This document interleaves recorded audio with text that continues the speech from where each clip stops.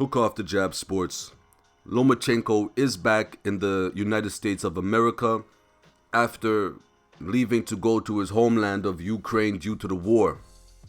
Since he's been back, he's apparently been talking about fighting for Undisputed, which means that he's going to have to fight the current champion, Devin Haney. So I went back and I just looked at some of his fights. I looked at Salido, I looked at Linares, and I looked at Lopez. And guys, I'm going to point out a few things. If I'm wrong, you let me know. You know, you can always leave a comment over here.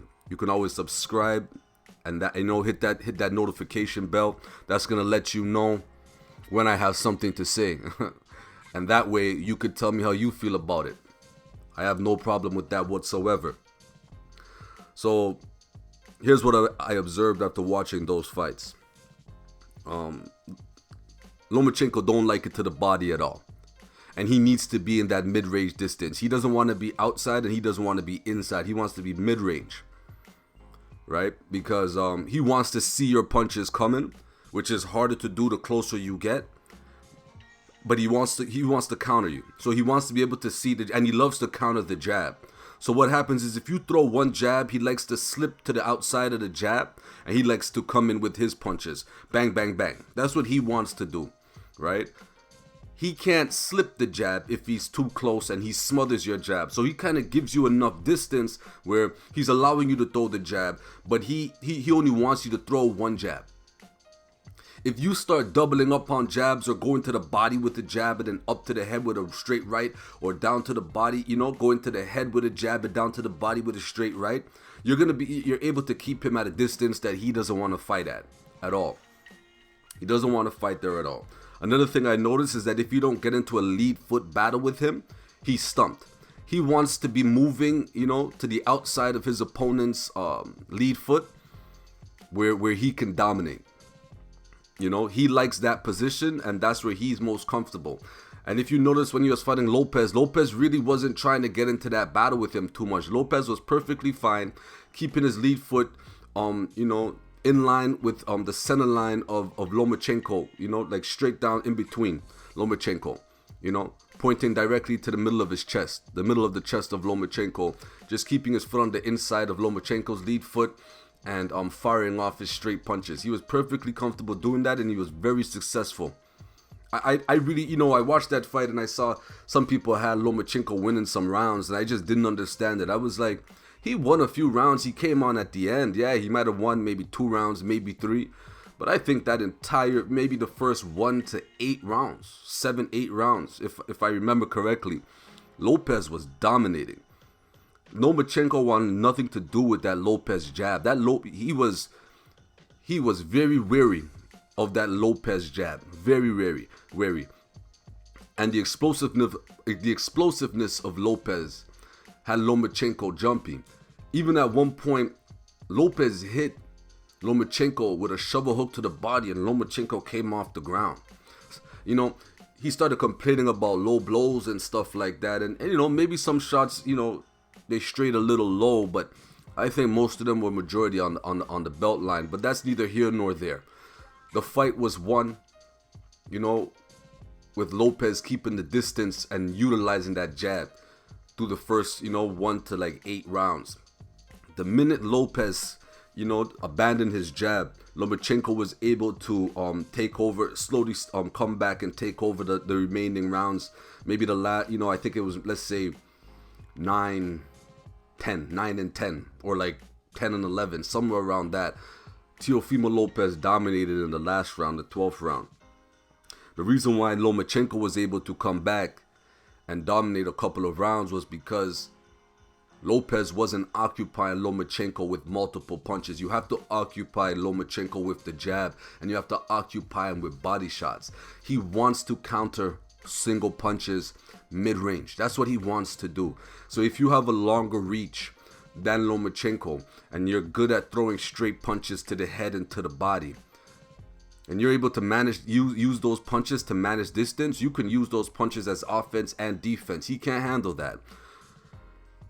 Which is something that I wanted to point out. If he's going to fight Devin Haney possibly has one of the best jabs in all of boxing. He's potentially one of the best managers of distance in the game of in the sport of boxing. And he's excellent at throwing straight shots to the body. If you saw him against Kambosos, he threw the stabbing jab, that Mayweather Andre Ward jab to the stomach. He threw that so many times. It was beautiful. The straight rights to the body. That's what he does. So it's kind of hard for me to see how Lomachenko is going to overcome Devin Haney's jab and his body work and his distance management. How he's able to control distance, Devin Haney. What's Lomachenko going to do with that? You know? When Lomachenko was fighting Linares, you could see his dependency on getting into a certain distance and then controlling, you know, the lead foot position. And as soon as he didn't get that, bang, Linares hit him and dropped him with the straight right. He's vulnerable to the straight right. Salido showed that he's vulnerable to the overhand right.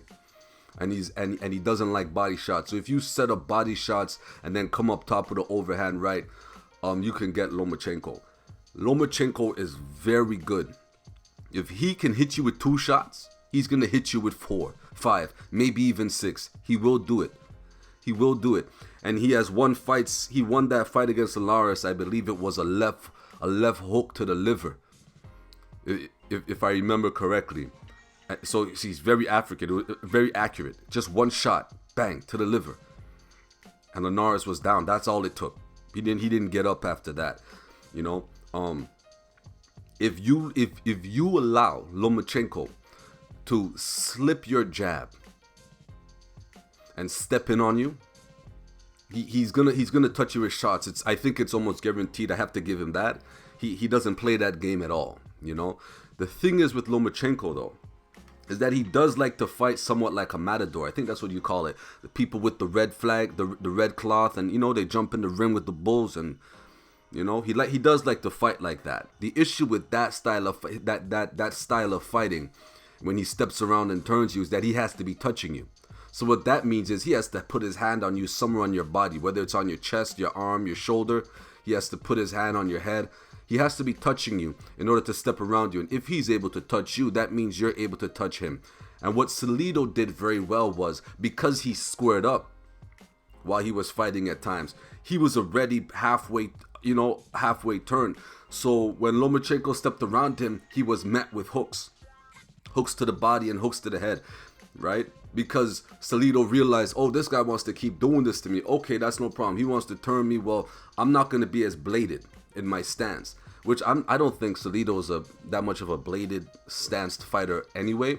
But the stance that he utilized in that fight against Lomachenko, I think worked to his benefit, because it kind of cut off that escape route that Lomachenko likes to use in the fight, and he was being met with punches as he tried to turn his opponent in Salido.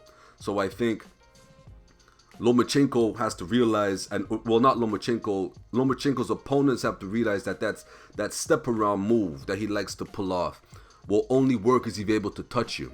And the only way he's able to touch you is if you allow him to get into a distance where he's comfortable at fighting. And he is not comfortable at fighting at a long distance, at a long range. And I think it has to do, it's just his style, you know.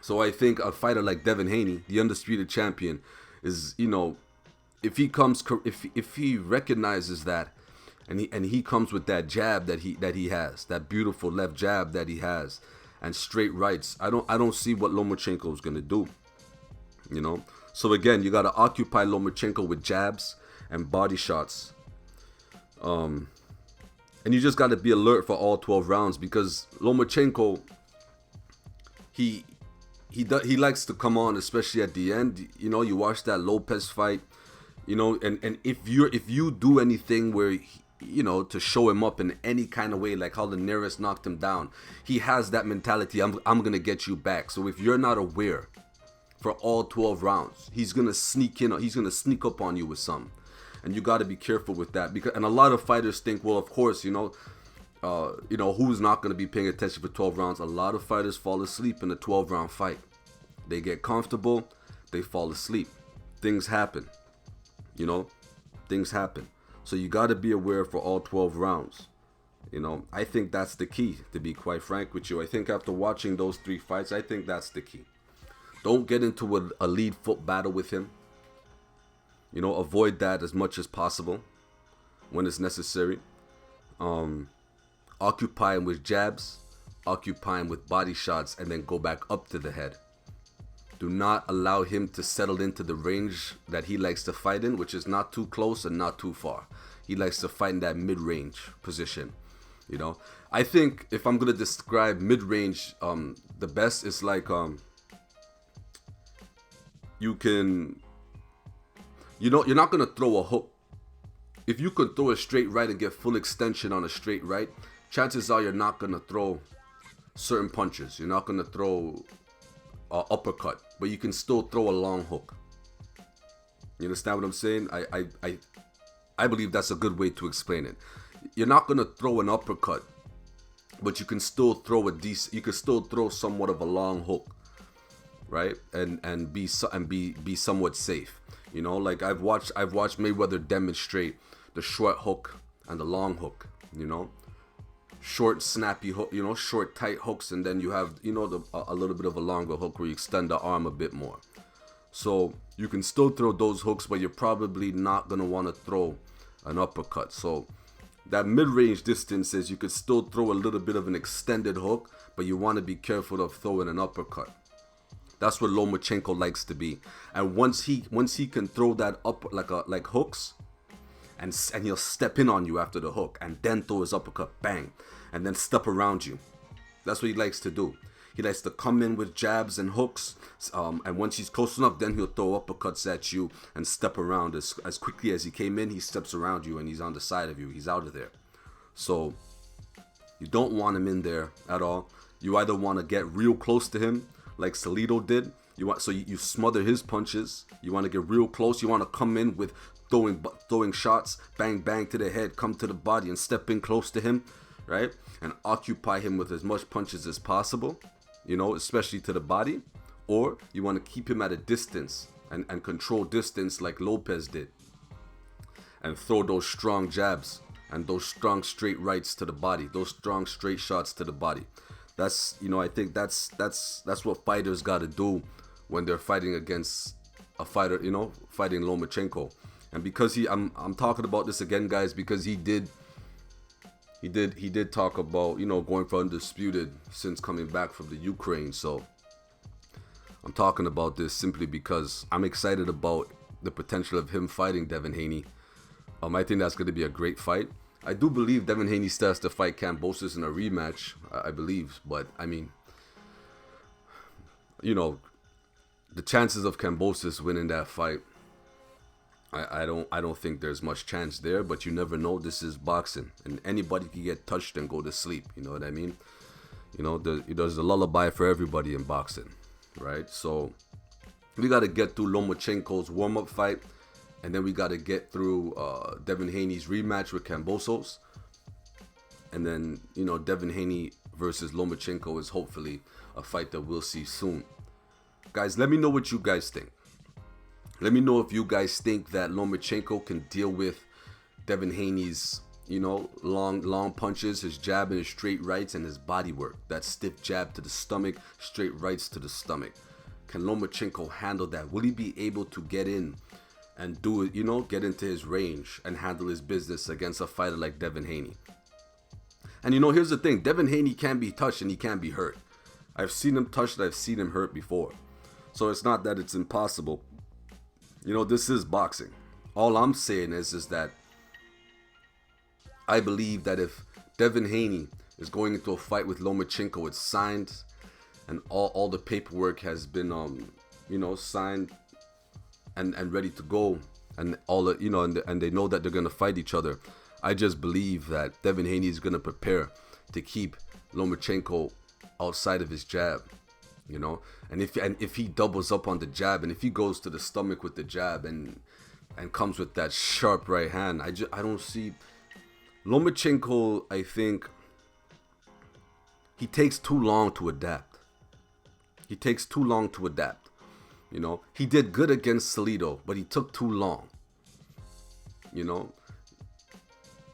he did his best against Lopez, but in the end rounds, but he took too long. You know, it was in the end. He takes too long to adapt.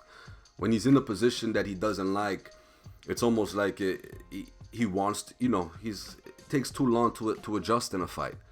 And you got to be able to adjust as soon as you recognize that the adjustment needs to be made. Otherwise, in boxing, it can be too late at times, you know. So, guys, let me know what you think.